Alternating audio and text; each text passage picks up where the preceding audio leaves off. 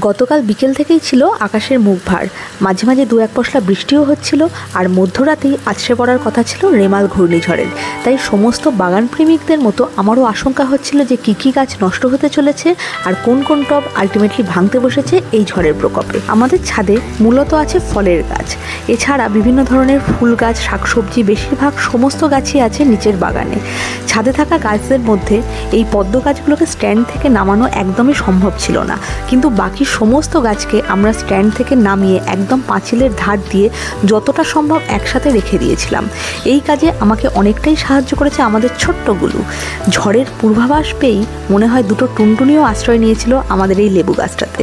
আর সন্ধ্যেবেলা থেকে কারেন্টও ছিল অফ, তাই একটু গান বাজনার সাথেই গুলু অপেক্ষা করছিল রেমাল ঘূর্ণিঝড়ের, কারণ এত বড় ঘূর্ণিঝড় ও নাকি আগে কোনোদিন দেখেনি, তাই ওর উৎসাহ ছিল প্রবল। আর কথা মতো মধ্যরাত থেকে শুরু হয়ে গেছিল ঝড়ের তাণ্ডব।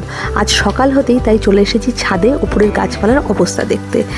এখনও হচ্ছে খুব ভালো মতোই বৃষ্টি এবং সঙ্গে রয়েছে হাওয়ার দাপট, কিন্তু ভালো খবর হলো এই, আমাদের বাগানের কিছু গাছের ক্ষতি হলেও ছাদের গাছগুলোর কোনো ক্ষতি হয়নি। শুধু এই কাকতাড়ুয়াটা ঝড়ের কবলে পড়ে দিক পরিবর্তন করেছে। জানি না এখনও কতক্ষণ বৃষ্টি হবে।